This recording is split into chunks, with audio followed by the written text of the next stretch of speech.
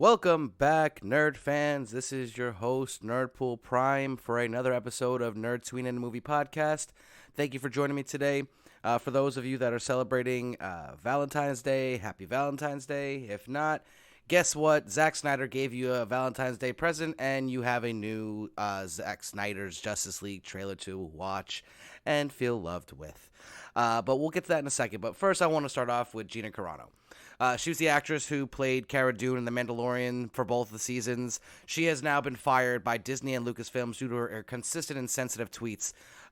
Recently, Carano fired back saying, "The Daily Wire has helped me make one of my dreams to develop and produce my own film come true. I cried out and my prayer was answered. I am sending out a direct message of hope to everyone living in fear of cancellation by the totalitarian mob. I have only just begun using my voice, which is now freer than ever before, and I hope it inspires others to do the same. They can't cancel us if we don't let them." Well, Gina, that is completely and almost unforgivably insensitive, coming from a Jewish person who luckily did not have anyone who died in the Holocaust because my family was able to get out earlier. It's absolutely unacceptable. And the fact that the Daily Wire is willing to give her own movie after she's made so many ridiculous and insensitive tweets is absolutely unacceptable. Her tweet, this is what she said. "Jews were beaten in the streets not by Nazi soldiers, but by their neighbors, even by children.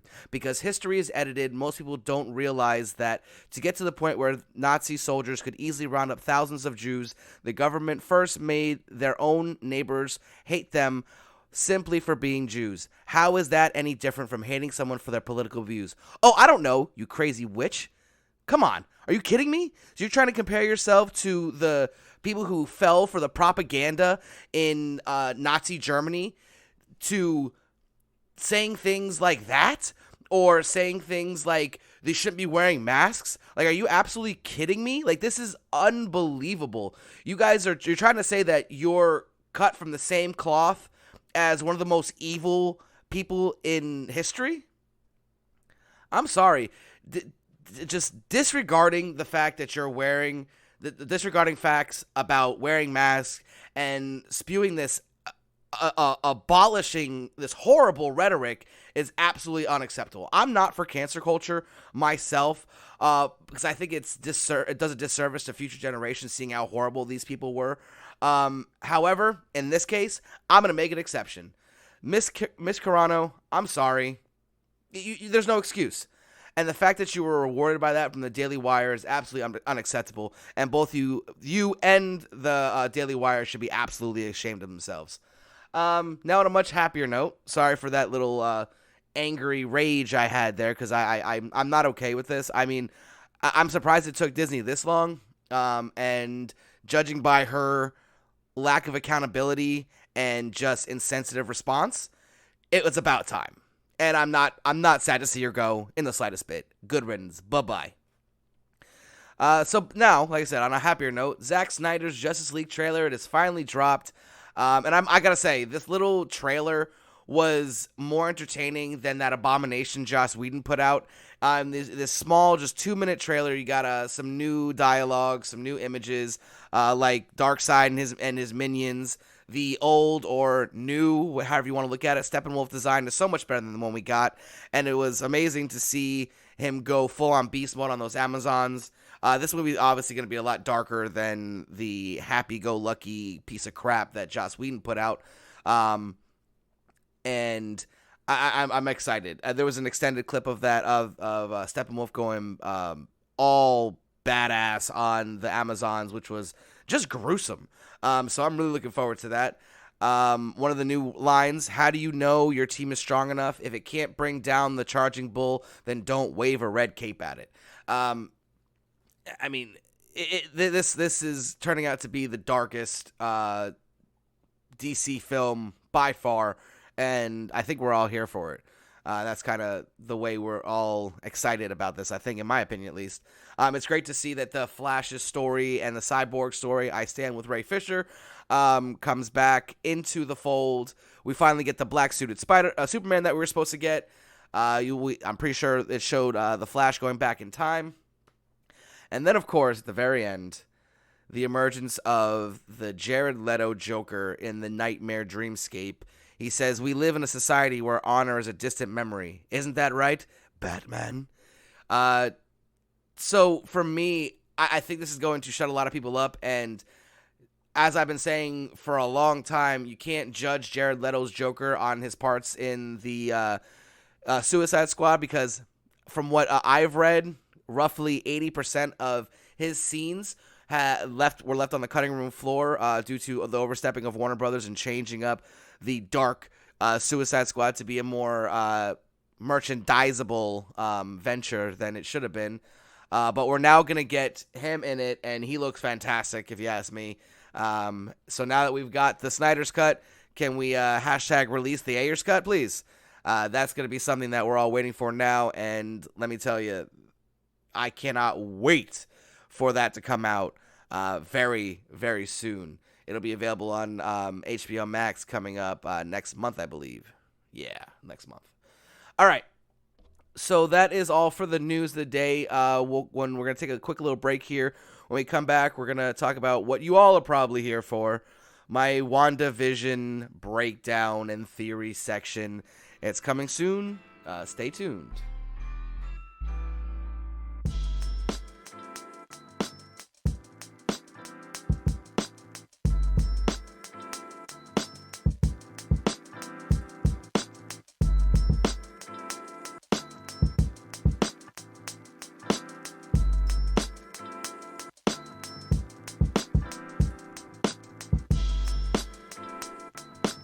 Welcome back, everyone. So now for what you've all been waiting for, the WandaVision all-new Halloween Spooktacular breakdown.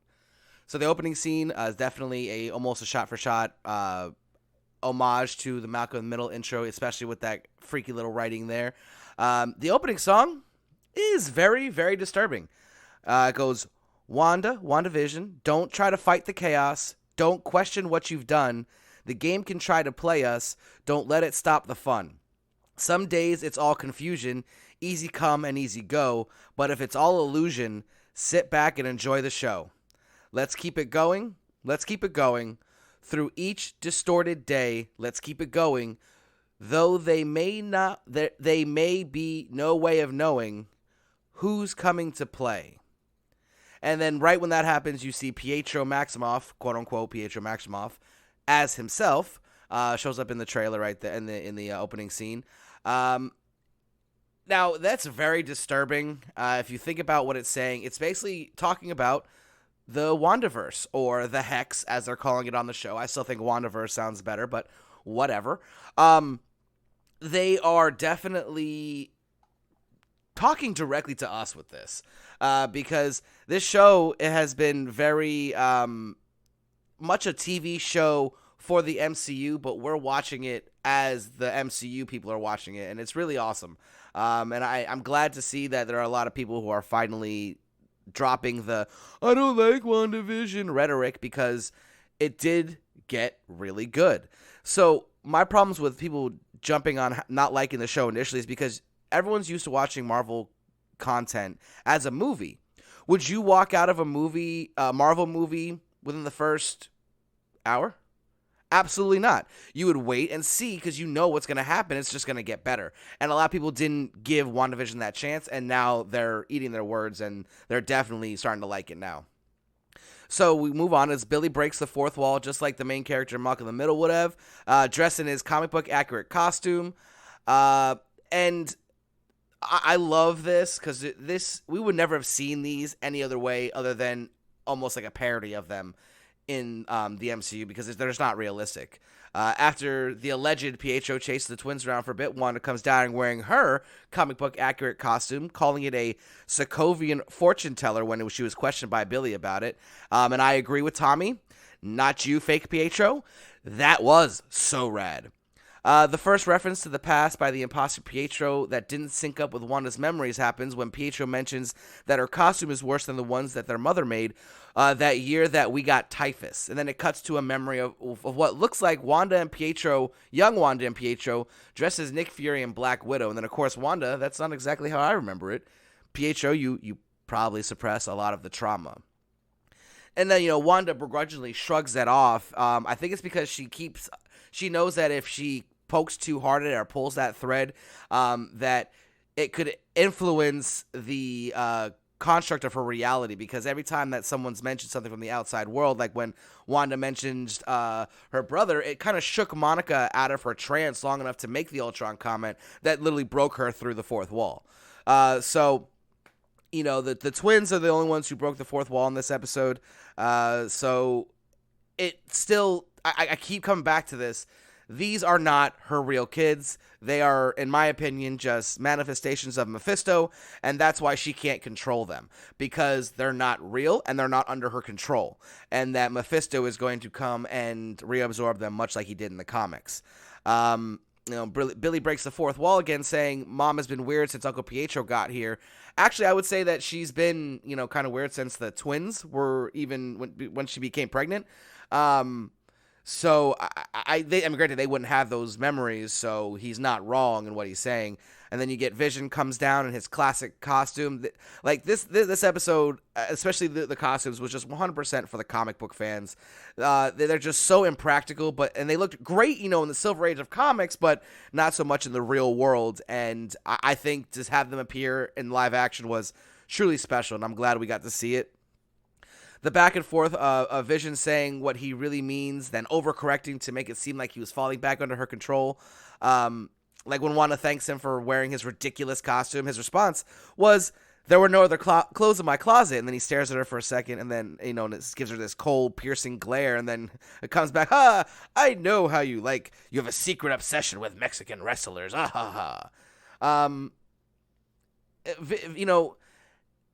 It's clear Vision knows something's going on, but again, I'll get onto this a little bit later, that honestly, I think it's really Wanda.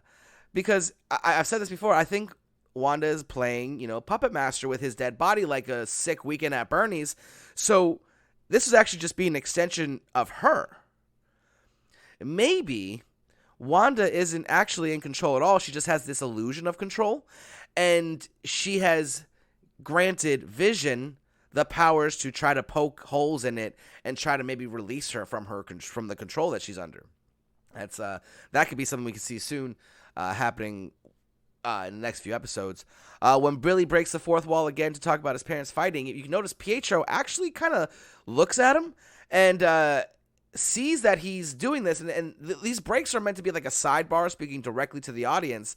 And Pietro shouldn't have been able to recognize that, which starts to speak on, again, how he's not Pietro. I think he's got to be either Nightmare or Mephisto under the employ of Nightmare under the employ of Mephisto. One of the ways it has to be. I don't see, this is definitely not Pietro that we know at all.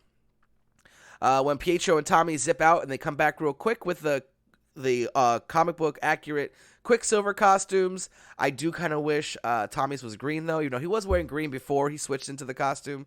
And for me, I don't know about the hair. To me, it looks more like horns. I don't know. We'll talk about that a little bit later.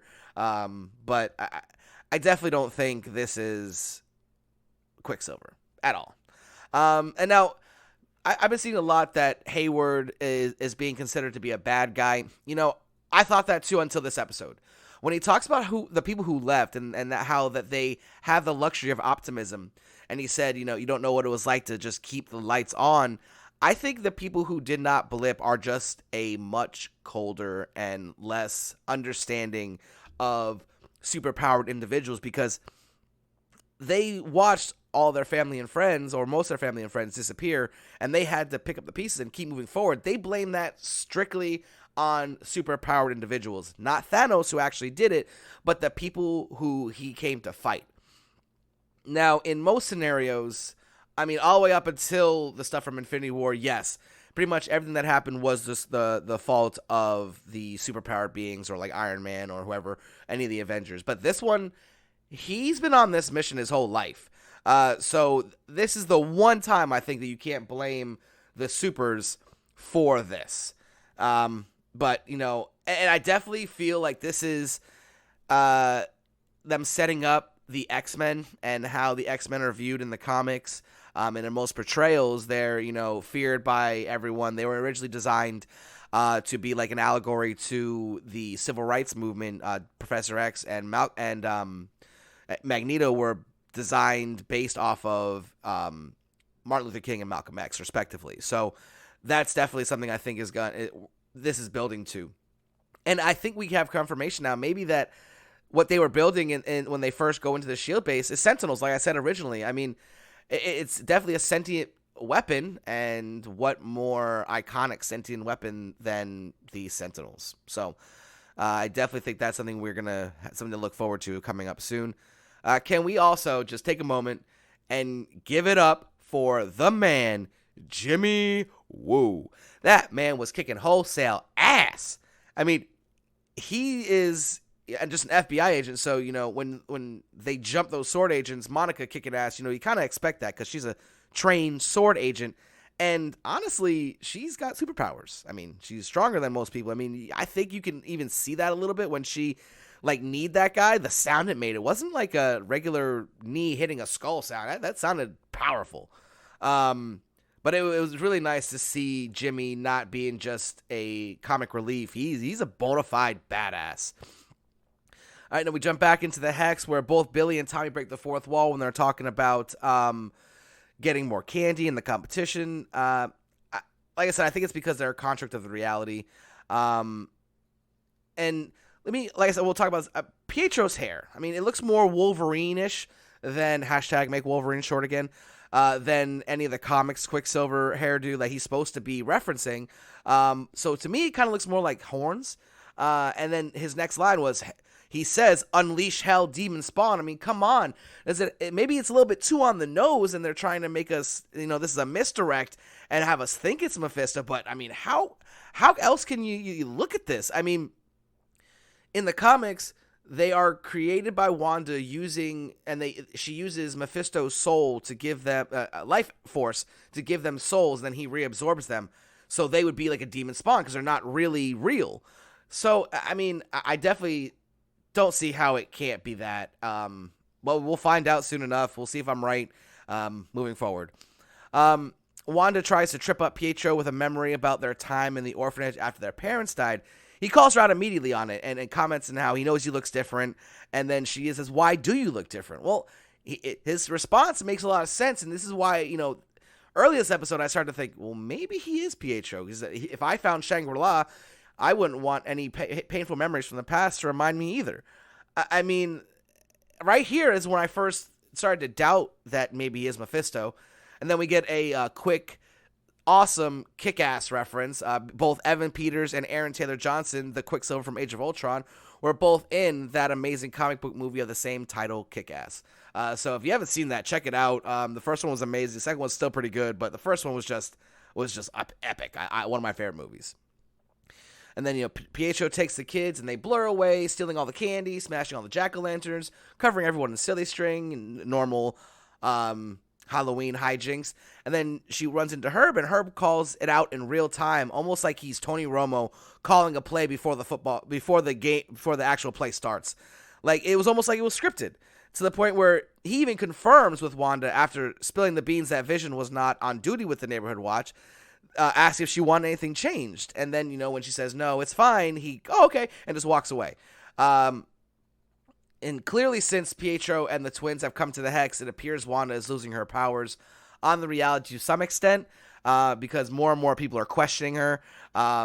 It wasn't until they showed up that Vision started really unlocking people's underlying personas. So it definitely makes me feel like, yeah, Wanda may have created this, but it was by help of someone else's powers, and now that person has come to the Hex or the Wandaverse and is taking the power back. Then we cut back to Vision, and he sees that couple glitching in a repetitive movement. The further he gets away from Wanda in the town center, the less intact the constructs are. And if you can see when the lady actually cries, and you can see it shimmer red, definitely showing that she's in pain. And again, I've talked about this earlier in the last episodes. I don't know if the people are actually in pain per se, or if they're feeling Wanda's pain, because she's controlling them. They're feeling what she's feeling, kind of like how Monica described it when they were asking her about her experience in the Hex. And then we get the new commercial break. Now, there have been theories about Wanda that each commercial is Wanda bringing back the Infinity Stones one by one. And, it could be. They do kind of line up. This one could either be the Soul or Time Stone, but then if it's a Time Stone, then the one with the watch is not the Time Stone, whatever. But me, excuse me, I think it's definitely key points in her life. And up until now, that's what they've all been. This one, it was a claymation commercial. They see a person sitting on a tiny island alone, talk about how hungry they were, and then a shark appears saying, "Hungry? I remember hungry. I used to be like that all the time." When the child asked what he did, the shark said, snacked on yo magic, bro. And I think this is a representation of Mephisto and Wanda talking. Wanda is the kid on the island, and Mephisto is basically snacking on her chaos magic and will continue to do so to get stronger until she is dead. The only other thing I can think of is that maybe that was Mephisto sucking on the magic out of the kids, because he is a boy, so that's possible as well.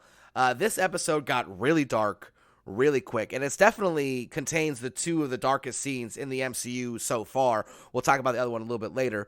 And then we cut back from the commercial, and Wanda are talking, and they're having a heated chat about how one's a bad influence and everything. Pietro says, "I'm just trying to do my part, okay? Come to town unexpectedly, create tension with the brother-in-law, stir up trouble with the Rugrats, and ultimately give you grief. I mean, that's what you wanted, isn't it?" And we go back again, this episode, people really calling this out like it's a script. Hey, this is what you want us to do. Is this not what you want? And it keeps putting back to this construct that this is a quote-unquote TV show and she's the director. I don't think she's actually the director. But then Wanda asks what happened to his accent, and Pietro immediately responds like, "Well, hey, what happened to yours?" And she kind of looked confused, like almost like she forgot she had an accent, which is kind of weird for me. And, he continues and says that the details are funny. I got shot like a chump in the street for no reason at all. And the next thing I know, I hear you calling me, and I knew you needed me. And now this is the first, like, I started to question it earlier. Now this right here was like, oh, wait, maybe that is Pietro. And she just, when she brought his, reanimated his soul or whatever, it just came with a new face. So she wasn't traumatized by seeing her dead brother, like, and as he was. So, I mean, I don't know. I mean, at this point in the episode, I was like really confused and didn't know what the hell was going on. Like most of you probably. Then we finally see the twins' powers for the first time. Tommy, of course, like his uncle, has super speed, running around, super fast. We can also rule out now that Evan Peters' character was the one in the witness protection, because Jimmy Woo sees him on the TV and doesn't say, "Hey, look, there we go." And then we're back outside the Hex with the super trio. We're going to have to come up with a great name for these three, because they're amazing together. I want so much them to be an X-Files style TV show with them three in it. And then Wanda asks, why is Hayward tracking Vision? I think it's obvious. He wants the body back. I mean, he probably wants to do more tests. I mean, we saw in the earlier episodes that they had him literally broken down and were studying him in a lab. I could see them needing him to run some type of supercomputer, kind of like what happened to him in the Age of Ultron comics, where he was literally just strapped up to the supercomputer and was running all the Sentinels, which definitely could be something that they do in this show. And is it bad that I kind of want to see that? I kind of want to see Vision just strapped up and tortured. Like, that's weird, right? But I think it'd be really awesome to see, and it would definitely let this be super dark. And this show, the creators and the actors have said many times, is going to literally flow right into the Multiverse of Madness, and that's supposed to be somewhat of a horror style movie. Sam Raimi is directing it, and he's obviously known for his Evil Dead franchise, which was horror, but also funny. So, it's definitely leading toward this really, really, really dark ending, and I'm so here for it. And then we, cut back to Vision, and he, the further he gets from Wanda, the creepier the residents get, locked in suspended animation, completely unresponsive. Then Vision returns to his Avengers look with his cape and everything, which bothers me a little bit because how would he know that he had a cape? If he doesn't remember anything prior to Westview, then he shouldn't know that. But that's just me nitpicking a little bit. And then he, flies up and he sees a car at the edge of town. He goes to see who it is, and it's Agnes. Not entirely frozen. I think she was faking it. Again, I keep saying it. She is Agatha Harkness, and I think she's in league with whoever's running it, whether it be Nightmare or Mephisto. So I definitely don't think she is one of the residents that's captive. I think she's stuck in there with them, but I don't think she's really captive. And, because if she was, she wouldn't have been able to even speak at all. I think this is just a clear misdirect to make us not think she's part of it. And, because once Vision, he did his little, come out from behind Wanda's control power. And she spoke to him, told him that he's dead and that he's an Avenger and all this stuff. But when she went back into full character, when he put her back into full character mode, she just, all right, neighbor, have a happy Halloweeny. It didn't affect her. It didn't seem to affect her at all. And now again, if Vision is just an extension of Wanda trying to save herself, maybe that's the push that he needed to do what he's about to do next. And either that or, again, I think Agnes could be definitely working with whoever's behind all this and knew that if she said those things to Vision, that he would go trying to escape, and that would lead to what needs to happen. And then we go back to Monica talking about her aerospace engineer. Now, in some of the foreign descriptive text and subtitles we got from the last episode, it had a female annotation when she said aerospace engineer, so a lot of people thought it was going to be a female. And then she says in this episode, my guy will be here in an hour and I got to meet him over the ridge. Now, that doesn't necessarily have to mean that the person is a male. It could be almost like a term, a phrase, like dude, for instance. Dude can be used interchangeably between man and female, so it could be a similar thing like that. But who do you think it is? I mean, personally, me, my money's been on Hank McCoy for some time now, even after they said that it was that information came out about the foreign language text. I think it has to be Hank. Some people think it might be, Reed Richards, or it could be Shuri or Riri Williams, or this Talos' daughter from Captain Marvel. It could be a lot of people. My money's on Hank McCoy. He's going to be human, and then by the time he leaves, he'll either be Beast or you'll have a little teaser that he's going to become Beast, his eyes will turn blue or something like that. This episode, for me, also confirmed that Monica now has powers. I mean, 100%. Darcy confirmed that the energy from the Hex has rewritten her cells on molecular level twice. It's changing you, she says. So this is definitely, I think before the end of the series, she's going to be revealed as Photon or Prism, as she also went in the comics when she was the full light being. I just don't see how it has to be going down that road. So technically she might be one of the first mutants in the MCU, because both Wanda and Pietro would have been considered mutates technically, because they were experimented on. So this may have been maybe considered more naturally occurring because she wasn't experimented on. She just passed through some radiation and then her cells were mutated. So she, very well could still be considered a mutate, but she might be what the MCU hails as basically the first mutant, which I don't like, but whatever. And then you go back to Wanda and Pietro talking. He questions her about the kids. That he goes, where did they all come from? And we all had the same question, like, where did all these kids come from? They hadn't been in the entire series up until now, and then here they are, a whole bunch of them. And then it's funny because one of the earlier episodes, the talent show was quote unquote for the kids. We hadn't seen no kids yet, so it's a little ironic that also led to her getting pregnant and then bringing all these kids. And I love how he even says, there's no need to traumatize the kids beyond the occasional holiday episode cameo, right? I mean, this is definitely, like, that was so meta. Like, yes, this is not only an episode of WandaVision, it's an episode of her Hex show, and he's just, commenting on it straight out and is not hiding behind the fact that this is all supposed to be a real reality. And then he begins speaking about the morality of the situation. He said, you've handled the ethical considerations of the scenario as best you could. Families and couples stay together. Most personalities aren't far from what's underneath. People got better jobs and better hair. So here we go again. She's now questioning her morality, and this character is basically saying, no, you're fine. This is good. You did the best you could. And when Wanda asks if he thinks it's wrong, he even responds saying that he's impressed because it's a big leap from giving people nightmares and shooting red woogly woos, whatever he said, out of her hands. And now this is the one thing that throws a wrench into my theory about him being Mephisto and not maybe someone who's working for Mephisto, is he asked how she even did all of it. If it was Mephisto was behind it, I feel like he would know. Now, of course, he could just be, playing like he doesn't know, just messing with her because he knows he can.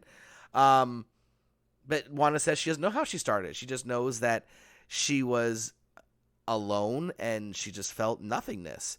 And I think the shot in the trailer where she's just screaming is when the hex starts. Like, we've seen, a couple of times where, in the trailers where Vision was black and white and she was in her normal clothes. So it's very possible that she just had a mental break, and this is what happened from it. Then, she looks away all sad, and when she looks back, she sees this imposter looking like Pietro dead with bullet holes riddling his body. I think it's, again, just meant to mess with her, and it's anytime she has, doubts about the reality or questions the reality, something like that happens. She saw dead Vision last time, and now she's seeing dead Pietro. I think it's definitely in line with the fact that anything from the outside world can definitely affect the hex, and she, like, the hex is basically giving her what really is there and not what she wants to see in those instances, like, Vision. Darcy, Darcy has been really interesting in this show because she's now a doctor of aerospace engineering. She's obviously an accomplished hacker. She can hack into Sword's secured files, and the director's secured files at that. But she found something at the end there, and she sent it over to Jimmy. So I definitely think we're going to get that next week because I couldn't make out what it was that she found. But I definitely feel like we're going to get that soon because she definitely emailed it to her best buds in that little trio we got going on. And then we cut back to Vision trying to get through the barrier. And like I said, this was such a dark episode, and he just pushed with every fiber of his being. And then even though he's being sucked back in with all this incredible force, and though he's decaying and everything's just ripping apart, and he, it shows why he was a true hero, because he wasn't saying help me, he was saying the people in there need help. Now, this could be a kind of like, see, look, Vision is worthy even when he doesn't remember anything, but I feel like that part in Ultron where he picked up the hammer, it has been overstated because I don't think he's really alive ever. I mean, he's a sentient being, but I don't know if the rules of the hammer apply to him because he's not really like a real person. He's a synthesoid, so who knows? But we'll see that. But you can definitely tell that he is only alive, quote unquote alive, in the hex, which makes you think it definitely has to be the reanimated corpse, and we just see what Wanda sees, or what Wanda wants us to see. And then we finally see Billy's powers for the first time. He can sense Vision using his telepathic powers like his mom, and then his signature blue magic that he used when he stopped his super fast brother running at super speed. You know what? And then it keeps going back and forth between this and Wanda. The kids, Wanda, and then also Vision. When Vision's trying to crawl out and he's just ripping to shreds, it was just so powerful. Like, these dark moments are being done so well in this show, and I love it. And then when when the kids run to tell Wanda about what's going on, about how Dad's in trouble, Pietro, or quote unquote Pietro, says, "Don't worry, sis, your dead husband can't die twice," and she shoots him with her power, with her chaos magic, sends him flying. And then she, speaks to Billy and has Billy focus, and she does pause the reality, which is something I postulated on in the past episodes when she went out of the hex, to throw the drone back at them. What did she do? Pause the whole reality? Yes, that's exactly what she did. It doesn't seem like the twins were affected. I saw them moving a little bit. I've watched the episode a whole bunch, at least 10, 15 times by now, and I can't tell for sure, but I definitely think they're moving. And then Wanda uses her powers, extends the hex even more. Vision, Darcy, just about every sword agent at a used car dealership have now all been added to the hex. I think it is fitting that the sword base became basically a carnival full of clowns and mimes. Clowns that thought they could win a war with Wanda, and silent people who said nothing and just followed orders, even though they knew it might have been wrong. Also, I think, the twins might age up in the next episode to like teenagers and, want cars, which would throw a little wrench into my theory that they wouldn't get to their full teen phase in the series. But maybe Billy finds Teddy Altman and, wants to take him on a date. In the comics, Billy and Teddy are Wiccan and Hulkling, and they're married. Yes, they're gay. It's fine. Don't worry. If you don't like the gay people, then that's your problem. This is happening. Deal with it. And, once back to the episode, when Vision's body was back in the hex, you saw he no longer looked like a pile of scraps and looked like he did before he tried to exit the reality. The only people that make it out from what we saw was Hayward, Jimmy, and Monica. Even had that chilling silence when Hayward was trying to, get in touch with someone in the base, and there was no one there. No one answered because they're all now trapped in the hex. Then we cut back to Wanda, close up of her face, and she opens her eyes, and they're fully red. They've never been fully red like that. The red usually radiates from her pupils, and you can still see, like her eyes. Not anymore. So whether or not this is her powers manifesting even more, or maybe she's powered up by someone like Mephisto or something like that, but she's definitely, as Darcy said, wielding an unbelievable amount of energy to be able to keep this up. And if this is all Wanda, at least, she may not be doing it out of conscious thought. It might be just influence, but her powers nonetheless. How can you say she's not the strongest Avenger? By far, no one else can do what she's doing. And the only person who I think could even stand up to her at this point that we have in the MCU right now is someone like Doctor Strange, who is literally the Sorcerer Supreme, and maybe Carol Danvers. I know she's not too happy with Carol Danvers, but Carol is super powered and also powered by the Mind Stone, so you could argue that maybe she wouldn't be affected, excuse me, or affected as much as normal people in the hex. Who knows? Maybe her powers get removed by going into the hex because she already has altered cells and they rewrite her DNA again. Who knows? But this episode, like I said, is definitely the darkest that we've got. And I love the tone. This is my favorite episode so far. The other episodes have been great, but this for me just stands out on its own. I could watch this episode over and over again, if not just for the amazing fan service that we got with those comic book accurate costumes, but again, the acting in this show has been unbelievable.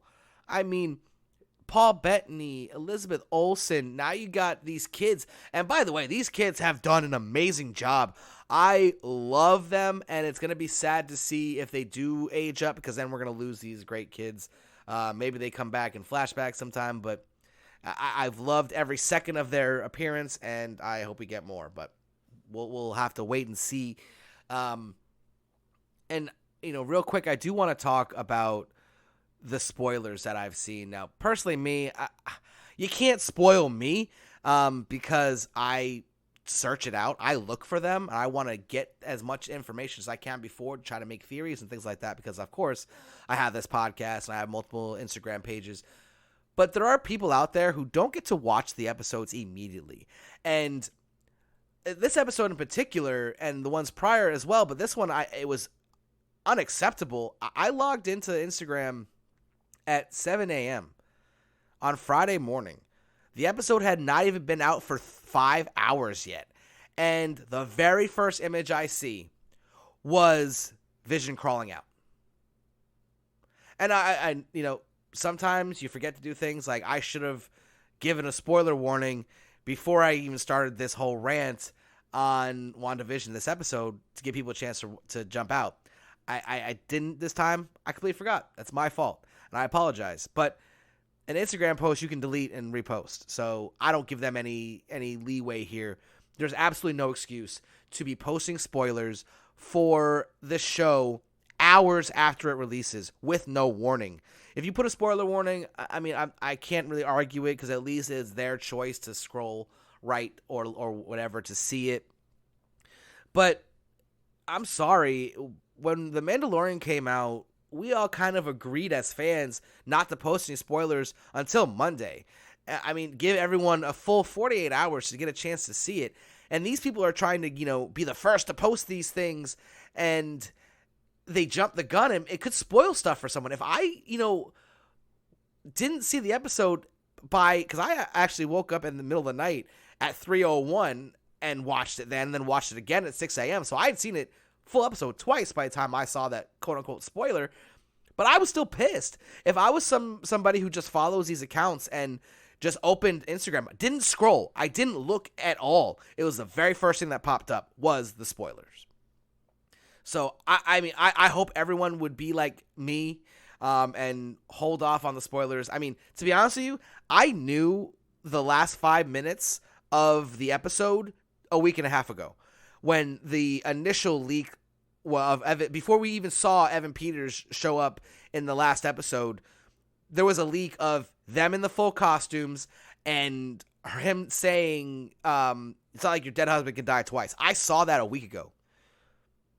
I didn't make a theory saying it was going to happen. I didn't try to spoil it for anyone. I want people to enjoy the show like I get to. Granted, I'm a little different because I go and look for the spoilers to try to find and try to understand everything that's going on. But the casual fan doesn't do that. And it's not okay for people to post spoilers the day of. It's absolutely unacceptable, and I really wish they would stop.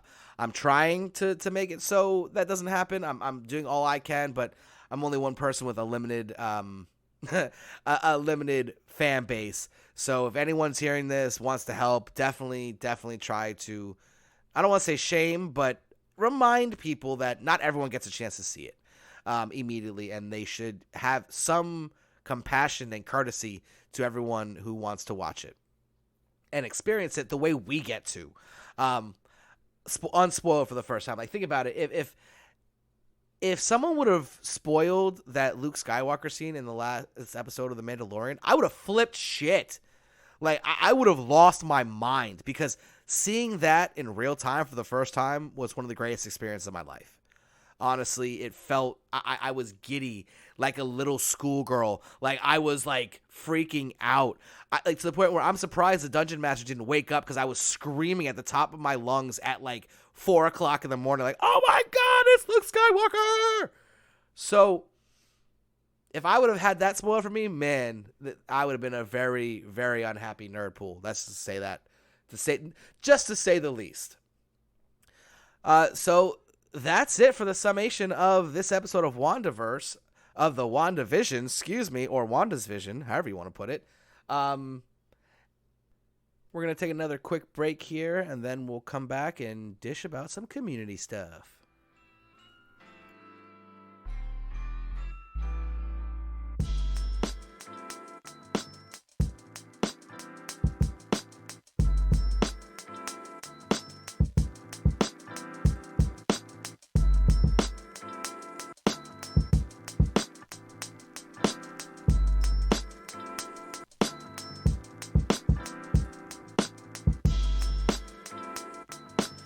Welcome back. So, community time. Yay!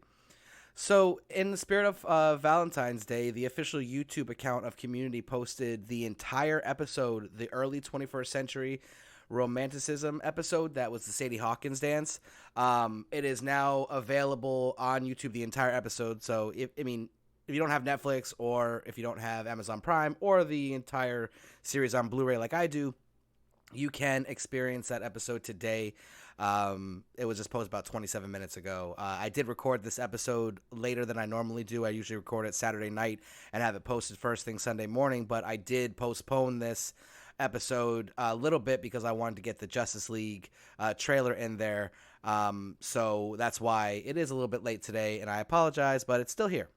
And it's one of my favorite episodes. It was great because it had so many people at their best.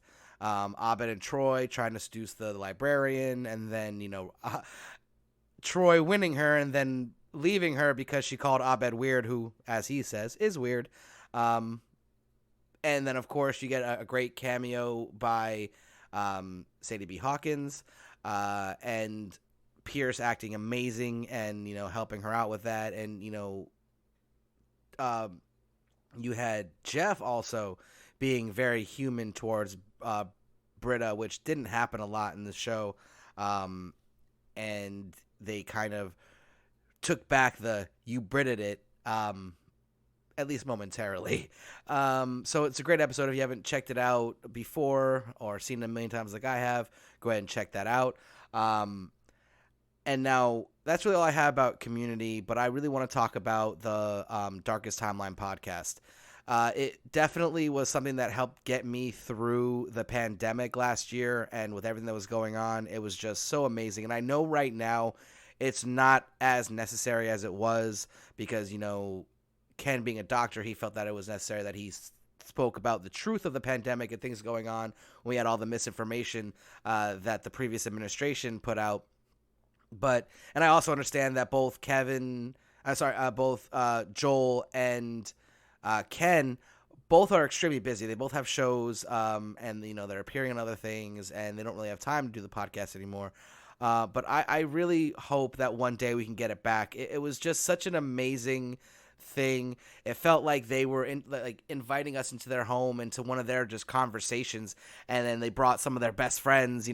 People like one of the Russo brothers. They brought in people who weren't even associated with the show, like Batista and some other great, people. And it was just a very entertaining show, and I really miss it. It was one of the highlights of my last year was I got to attend one of the live episodes and had a VIP pass and got to speak to Ken Jeong personally. And, he's every bit of an amazing person as you would think. And I really hope that we can get that show back because it was just a true joy to listen to and to watch on YouTube.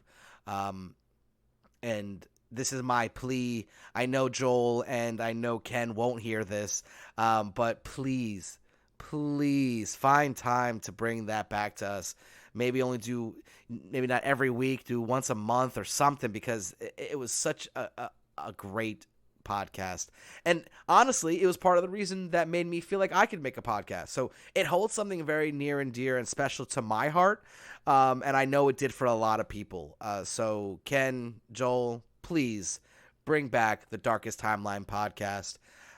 We definitely want it. And I just hope that moving forward, we can get the community movie. We can get the Darkest Timeline podcast back. I mean, I know now we're not really in the Darkest Timeline anymore, so it's not as necessary, but please let us get it. And that's all I have for the community talk. Now I'm going to talk a little bit about someone that I have come to appreciate very much. I mentioned him before, Duffy from Duffy Boy Comics. He is one of the best people I've interacted with on Instagram, and the IG comic community is a very supportive community, at least in my experience so far. I used to be one of the people who ran a huge Star Wars group on Facebook, and I got off Facebook because I just couldn't. I got off all social media a couple of years ago because of what happened. I mean, I got death threats when I left and started my own. Like, I've never been threatened for something so insignificant in my life. So it was definitely something that hurt me, and I'm glad that I have at least been able to find people in the Instagram community that have been so much more supportive, like Bravo Comics, Bravo Collections. He definitely has been a great person that I've had, who has really pushed me. He has given me kind words and just said a lot of great things that help move me and push me forward. Nerd by Word, they were the ones who helped me get this podcast off the ground. I reached out to them and said, how did you guys start it? And they told me, and that thanks to them, I'm now here doing this.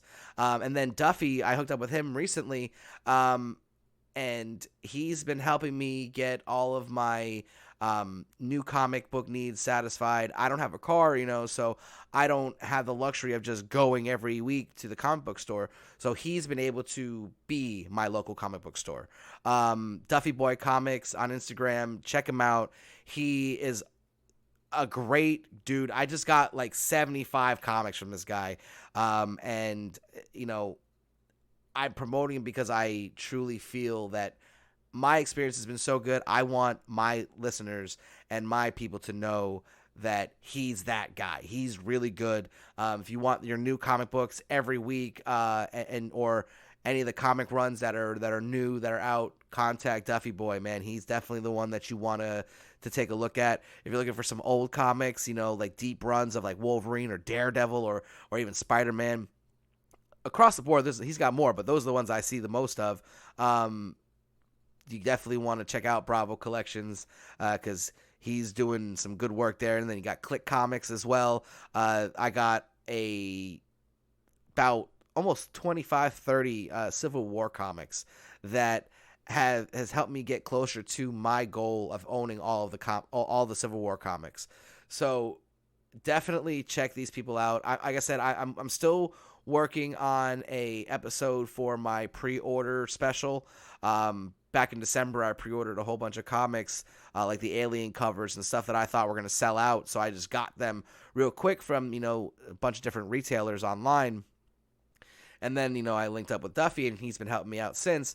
And I'm going to summarize my experiences in the pre-order game of comics. And it has been eye-opening, to say the least. And like I said, I'm still waiting on my last shipment in so I can make the full summation and a full summarization of the experience. So definitely look out for that, and give a follow to the people I mentioned: Nerd by Word, Bravo Collections, Duffy Boy Comics, Click Comics, Capsule Comics. I will tag them all in the post, so if you want to check them out, please do. Tell them Nerdpool sent you, and they'll definitely take care of you.